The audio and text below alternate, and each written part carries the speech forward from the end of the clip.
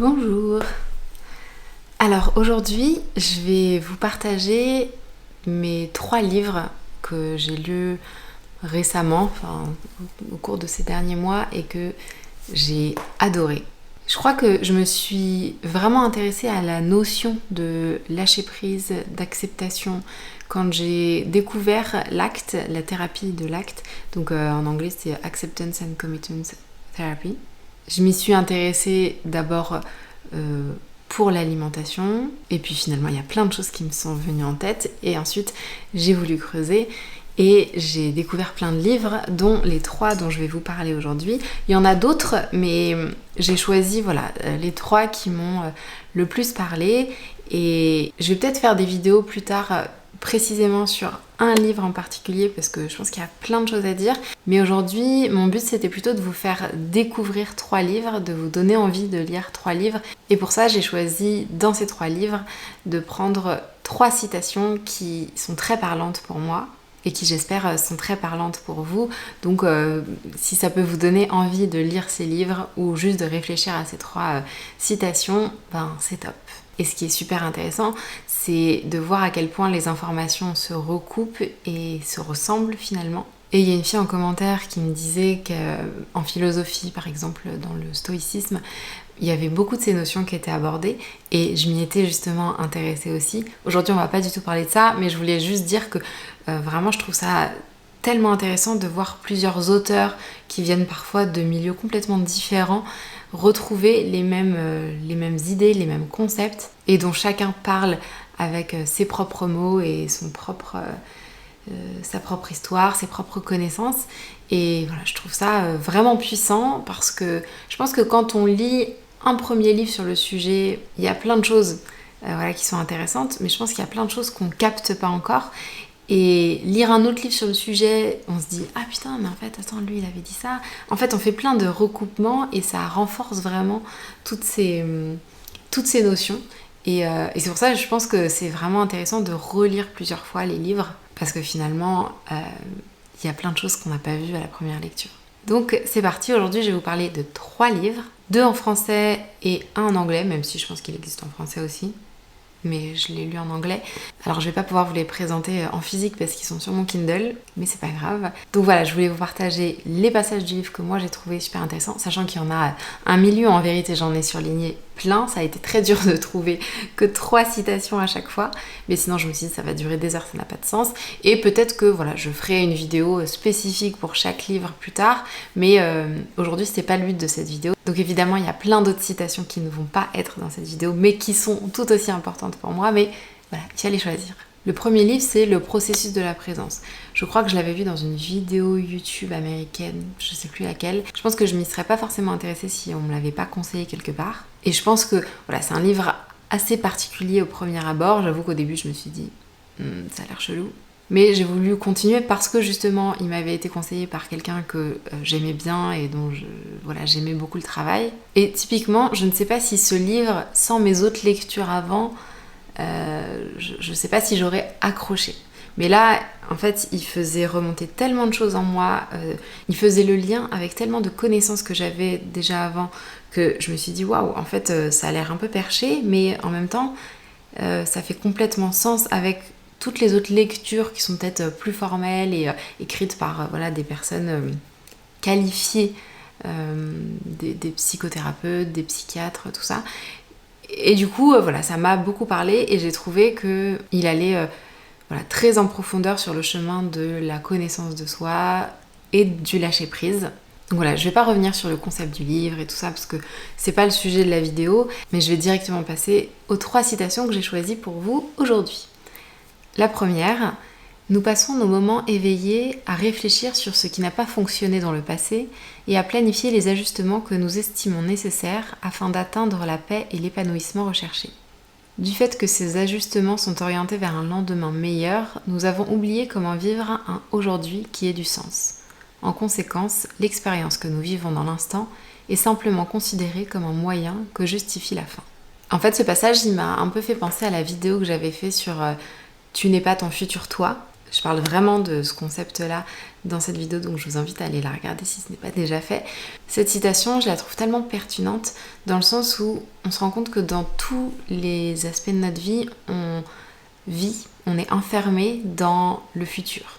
On espère énormément de choses qui vont se passer dans le futur, et pour ça, il faut que au moment présent, on fasse ces choses pour atteindre ce futur. Et c'est comme ça qu'on vit notre vie au quotidien. Sauf que finalement, on se rend compte que si on passe toujours notre moment présent pour atteindre un certain futur, le moment présent n'est plus vraiment un moment présent. Il est, comme il le dit, considéré comme un moyen que justifie la fin, qui est le futur. Donc j'ai trouvé ça très intéressant pour prendre du recul sur en fait à quel moment je profite vraiment des choses, à quel moment je profite vraiment de ma vie, de qui je suis. Le deuxième passage, nous avons vu que le but de ce voyage n'est pas de se sentir bien, mais plutôt de ressentir ce qui se déroule à l'intérieur de nous à chaque instant. En d'autres mots, il ne s'agit pas de se sentir mieux, il s'agit de mieux savoir sentir. Ce passage, il est tellement important, parce qu'on se rend compte que toutes ces choses qu'on met en place pour se développer personnellement, souvent ça va être pour atteindre un objectif de se sentir bien. Sauf que finalement, on se rend compte que bien souvent, ce sentiment de se sentir bien, de se sentir soulagé, rassuré, ça s'apparente souvent à de la fuite, à une volonté d'anesthésier ce qu'on ressent vraiment. Et finalement, on passe sa vie à éviter l'inconfort pour se sentir bien. Et sur le moment, ça paraît forcément pertinent. Sauf que quand on passe sa vie à faire ça, finalement, on est un peu perdu et on a du mal à savoir qu'est-ce qu'on ressent réellement. Et c'est normal parce qu'on a passé notre vie à ne pas vouloir ressentir ce qu'on ressentait. Et je sais plus dans quel autre livre, et je crois que c'était Moussa Nabati, un psychiatre, qui disait que finalement le but c'était pas de se sentir bien, mais de se sentir vivant. Et ici c'est un peu la même idée. Et je la trouve pertinente et c'est important de s'en rappeler quand on met en place des nouvelles expériences, quand on est dans une quête de connaissance de soi-même. Parce que finalement, on se rend compte qu'en évitant nos sensations, nos sentiments désagréables, inconfortables, c'est agréable sur le moment, mais ça ne nous aide pas à nous sentir vivants, entiers, assez sur le long terme. Et attention, quand je dis ça, je suis pas du tout dans le jugement ou la culpabilité. De toute façon, tous les passages ici, c'est vraiment dans une optique d'ouvrir, d'aiguiser votre curiosité et pas du tout de dire « Ah bah non, ça c'est mal, ça c'est bien, tu devrais faire ça, tu devrais pas faire ça ». Pas du tout. C'est vraiment des pistes de réflexion pour vous dire « Tiens, c'est vrai que j'avais pas pensé les choses comme ça et je serais curieuse de voir comment je fais au quotidien et est-ce que ça me convient ou pas sur le long terme ». Et vraiment cette idée de ressentir, ce qui se déroule à l'intérieur de nous, plutôt que se sentir bien, elle est vraiment clé dans l'alimentation émotionnelle. Et je sais que ça me fait aussi penser à l'alimentation intuitive, où le chemin peut être très inconfortable. Et j'ai souvent lu d'ailleurs des critiques à ce sujet en se disant mais en fait si c'est inconfortable comme ça, est-ce que c'est pertinent? Est-ce que c'est forcément bon pour la personne? En fait, si le chemin est inconfortable, c'est simplement qu'il encourage à regarder à l'intérieur de soi, regarder ce qui se passe, s'autoriser à être, à vivre tel qu'on le vit aujourd'hui et ne pas aller s'enfermer dans de la culpabilité, dans de l'évitement, dans du contrôle, dans des mécanismes en fait pour ne pas voir la douleur ou la réalité de ce qui se passe en nous en ce moment. Bon, je vais pas parler comme ça pendant toutes les citations parce que sinon on va jamais y arriver. La troisième citation. Notre expérience est nécessaire exactement de la manière dont elle se déroule. Peu importe comme elle nous apparaît.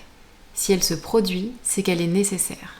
Notre tâche est de répondre à ce qui nous arrive comme étant quelque chose de valable au lieu d'y réagir. Par une réponse inconditionnelle, nous intégrons. Par une réaction conditionnelle, nous désintégrons. Ici, il y a vraiment cette idée d'acceptation inconditionnelle, vraiment de ce qui est. Cette idée de si ça se passe comme ça, c'est que ça a besoin de se passer comme ça. Et ça, j'ai fait un post Instagram récemment sur le sujet. Il est où? Ah oui, j'avais fait un post Instagram qui s'appelle « J'aurais pu mieux faire » en écrivant en dessous « Vraiment, Parce que cette idée de j'aurais pu mieux faire, on se l'a dit très régulièrement, on regrette comme on a agi. Mais en réalité, si on a agi de cette façon, c'est parce que c'était la manière dont on était capable de réagir à ce moment-là. Et ça veut pas dire qu'on ne sera jamais capable de réagir autrement, ça veut juste dire que si ça s'est passé comme ça, c'est qu'il y avait des informations intéressantes pour nous et qu'on avait besoin de le vivre comme ça. Et cette acceptation inconditionnelle, qui n'est pas de la résignation, hein, je sais plus si j'ai mis un extrait sur ce sujet, mais bon, ils en parlent aussi. Cette acceptation inconditionnelle, c'est vraiment celle qui nous permet d'être dans la curiosité et non pas dans le jugement. Juste de la curiosité de qui on est vraiment aujourd'hui parce que c'est la seule personne qui existe finalement, la personne qu'on est aujourd'hui. Maintenant, à cette seconde-là. Et je trouve que cette citation, elle est intéressante parce que souvent, on rentre dans une analyse très poussée de mais pourquoi on a fait ça, est-ce qu'on a fait ça? Et en fait, est-ce que déjà, la première étape, ce serait pas de juste accepter ce qui s'est passé et se dire ok, ce que j'ai vécu, la manière dont je l'ai vécu, la manière dont j'ai réagi, c'est exactement comme ça que ça devait se passer. Je vous encourage à penser à cette citation dans les prochains jours. Vous me direz ce qui ressort, mais en général, c'est très intéressant. C'est tout pour ce livre. On passe au deuxième livre qui est Letting Go. Ce livre, il a été écrit par un psychiatre.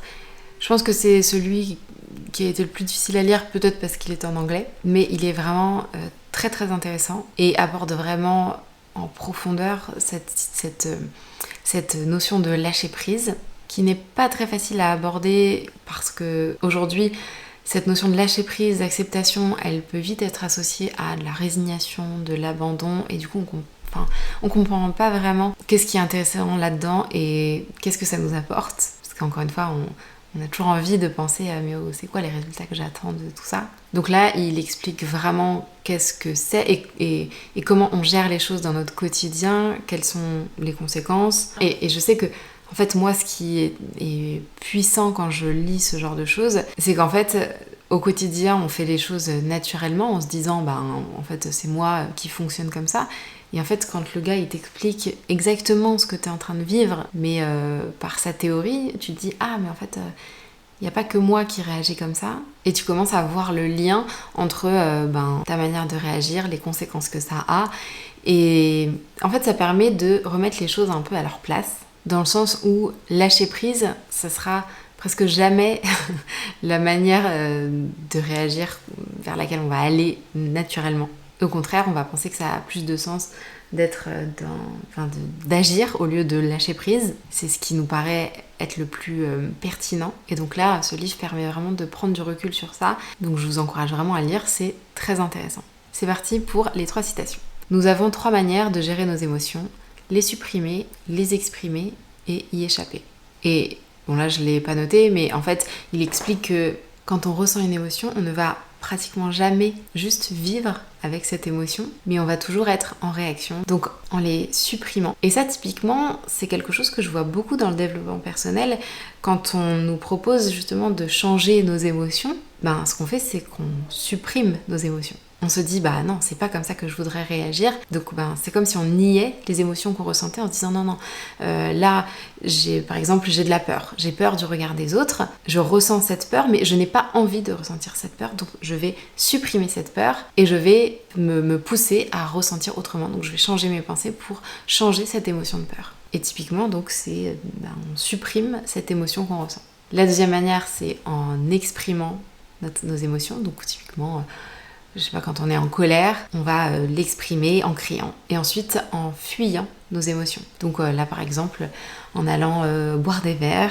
on met un peu de côté ses émotions en se disant on verra ça plus tard. Là souvent il y a cette idée d'anesthésier ses émotions, peu importe le moyen utilisé. Et encore une fois, l'idée ce n'est pas du tout de juger ses manières de réagir, l'idée c'est simplement de dire mais finalement ces émotions, c'est de cette manière-là qu'on les gère, mais ces émotions-là, elles sont toujours là. Et l'auteur ici nous invite à essayer de vivre avec ces émotions sans rien faire de particulier, mais à pleinement les vivre. La deuxième citation, « La source réelle du stress est en fait interne, elle n'est pas externe comme les gens voudraient le croire. La disposition à réagir avec peur, par exemple, dépend de la quantité de peur présente à l'intérieur qui sera déclenchée par un stimulus extérieur. » Et c'est un petit peu ce que j'expliquais dans une de mes dernières vidéos sur cet état émotionnel de base qu'on a, dans lequel on est, et qui va déclencher certaines réactions. Et en fait, au quotidien, on a l'impression que c'est l'émotion qu'on a ressentie à un moment T qui est problématique et qu'on va devoir changer. Alors qu'en réalité, cette émotion qui est triggered par un stimulus externe, elle n'est en fait qu'une conséquence de notre état émotionnel par défaut. Et typiquement, là, il parle de la peur. Ça dépend de la quantité de peur qui est présent à l'intérieur de nous. Donc, si notre état émotionnel de base, c'est la peur, en fait, il va y avoir beaucoup plus de chances pour que n'importe quel stimulus externe nous trigger et du coup nous fasse ressentir de la peur. Là où quand quelqu'un est dans un état émotionnel d'amour de soi, il y a des événements qui vont lui faire peur, mais pas du tout de manière aussi fréquente et de manière aussi chronique. Donc je trouve ça intéressant de prendre du recul et de se rendre compte que finalement, est-ce que le problème c'est vraiment notre manière de réagir dans notre quotidien, ou est-ce que en fait c'est simplement une conséquence de notre état émotionnel de base, et du coup est-ce que on avance vraiment quand on travaille sur nos émotions au quotidien, qu'on ressent au quotidien et qu'on essaye de gérer, donc souvent de supprimer, anesthésier ou exprimer. La troisième citation, c'est « Lâcher prise implique de prendre conscience de l'émotion, la laisser arriver, rester avec elle, et la laisser faire son chemin sans vouloir que ce soit différent, sans vouloir en faire quelque chose. Lâcher prise veut simplement dire laisser l'émotion exister et mettre son attention sur libérer l'énergie derrière cette émotion. » Cette phrase, elle est vraiment très très importante parce que on entend souvent parler de lâcher prise, d'acceptation, mais c'est très très souvent dans un but de changer finalement la manière dont on réagit, dans un but de changer nos réactions pour réagir d'une meilleure manière, pour atteindre souvent certains objectifs. Alors que là, il explique clairement qu'en fait le lâcher prise, c'est laisser l'émotion exister. Donc souvent ça c'est ce qu'on vous dit quand on vous parle d'acceptation, on vous dit c'est important d'accepter les choses, de laisser l'émotion exister parce que c'est comme ça qu'on va pouvoir mieux changer.